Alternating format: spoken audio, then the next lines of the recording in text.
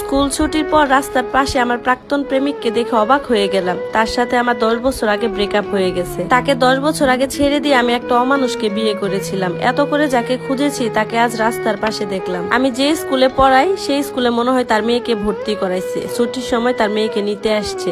তার নাম ছিল কানন। তার পোশাক আশাক দেখে মনে হচ্ছে বড় কোনো অফিসে সে কাজ করে। ভাগ্যিস সেদিন আমি বোরকা পরে গেছিলাম, তাকে দেখা মাত্রই মুখটা ঢেকে ফেললাম। সে তার মেয়েকে নিয়ে রাস্তার পাশেই দাঁড়িয়ে আছে, হয়তোবা গাড়ির জন্য অপেক্ষা করছে। ওর সাথে কেনই বা আমি ব্রেকআপ করলাম আর কেনই বা একটা অমানুষকে বিয়ে করলাম সেসব কথা আমি পরে জানাচ্ছি। ওর মেয়ে যেহেতু এই স্কুলে পড়ে তাহলে ওদের বাসাটাও হয়তোবা এই আশেপাশেই হবে। এই মুহূর্তে ওর সাথে কথা বলাটা আমার ঠিক হবে না। এই মুহূর্তে যদি আমি ওর সাথে কথা বলতে যাই তাহলে সে সিন ক্রিয়েট করতে পারে। কারণ 10 বছর আগে আমি তাকে যে কষ্ট দিছি সেই কষ্টের ক্ষতটা মনে হয় এখনো শুকায়নি। এমন সময় দেখলাম সে বিরক্ত হয়ে পকেট থেকে মোবাইল ফোন বের করে কাকে যেন কল করছে। আমি আড়াল থেকে সবকিছু দেখছি। ফোন করে বলছে, হ্যালো সাকিব, তোমার গাড়ি নিয়ে আসতে কেন এত দেরি হচ্ছে? আর উপর প্রান্ত থেকে কি বলছে সেটা আমি শুনতে পাইনি। ততক্ষণে কানন আরো চিৎকার করে বলতে লাগলো, তুমি তো বলছিলে একটা গাড়ি ঠিক করতে 10-15 মিনিট লাগে, এতক্ষণ লাগে নাকি একটা গাড়ি ঠিক করতে? তুমি অফিস থেকে গাড়ি নিয়ে বের হয়েছো প্রায় 2 ঘন্টা হয়ে গেল। আমি মেয়েকে নিয়ে স্কুলের সামনে দাঁড়িয়ে আছি।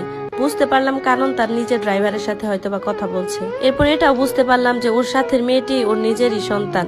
তারপর ড্রাইভারকে বললো, আচ্ছা ঠিক আছে, তুমি তাহলে গাড়ি নিয়ে বাসায় চলে এসো, আমি অটোতে করে মেয়েকে নিয়ে বাসায় যাচ্ছি। এরপর ফোনটা কেটে দিয়ে সে একটা অটোকে সিগন্যাল দিল। মনে মনে চিন্তা করলাম যে ওর বাসাটা আজকে আমি চিনে রাখবো। অটোতে উঠে ওর মেয়েকে নিয়ে ওর বাসার দিকে চলে গেল। আমিও তো তাকে ফলো করবো, এই জন্য পিছে আরেকটা অটোতে উঠে আমি ওকে ফলো করতে শুরু করলাম। অটোতে ওঠার পর আমার মনে পড়লো সেই 10 বছর আগের কথা। 10 বছর আগে আমি কাননকে একটা রেস্টুরেন্টে ডেকে এনেছিলাম। আমি আসার আগে সে রেস্টুরেন্টে এসে আগেই বসে আছে। সে বলতেছে আমি যাওয়ার পর যে 1 ঘন্টা থেকে তোমার জন্য বসে আছি, আমাকে তুমি আসতে বলে তুমি এত লেট করলা কেন? তখন আমি বললাম, আমি তো তোমার মতো বেকার নই। আমার কথা শুনে কানন হেসে দিল। শুনেন ম্যাডাম, আপনি কিন্তু কোনো কাজ কাম করেন না, শুধু লেখাপড়া করেন। আমি বললাম, সেটাও তো একটা কর্ম, তাই না? আর তুমি তো নিজে লেখাপড়া শেষ করে কোনো কাজ কামই করতেছো না, তুমি তো একটা অকর্মা। কানন বলল, তোমার সাথে যে প্রেম করতেছি এটাও তো একটা কর্ম। আমি বললাম, দেখো কানন, আমি তোমাকে এখানে ডেকেছি একটা সিরিয়াস কথা বলার জন্য, এত আনন্দ ফুর্তি বা তামসা করার জন্য। কানন বলল, আচ্ছা বাবা ঠিক আছে, আমি এখন সিরিয়াস, কি বলবা বলো। আমি বললাম, শুনো, বাসা থেকে আমাকে বিয়ের জন্য চাপ দিচ্ছে। মা বাবা বলছে আমাকে আর নাকি বেশি দূর পড়াবে না, আমাকে নাকি ওরা বিয়ে দিয়ে দিবে, আর ওদের হাতে নাকি একটা ভালো পাত্রও আছে। এটা শুনে কাননের হাসি মুখটা একদম কালো হয়ে গেল। ও বলল, তুমি কি সিদ্ধান্ত নিচ্ছ?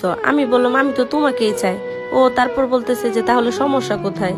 আমি বললাম, সমস্যা একটাই, যে তুমি বেকার। আমার এই কথা শুনে সে যেন চুপসে গেল, কারণ বেকারত্বের অভিশাপ তাকে কয়েক বছর থেকেই ভোগাচ্ছে। ও বলল, তুমি তোমার বাড়িতে বলো না, উনারা চাইলে তো আমার একটা চাকরির ব্যবস্থা করে দিতে পারে। আমি বললাম, ওদের কি খায় দায়ে ঠেকা পড়ছে যে নিজের মেয়ের বিয়েও দিবে, তারপর আবার বেকার একটা ছেলের চাকরিও দিয়ে দিবে? সেদিন ওর জোরাজুরিতে আমি বাসায় এসে আমার মাকে বলছিলাম, মা একটা কথা বলবো। মা তখন আমার রুম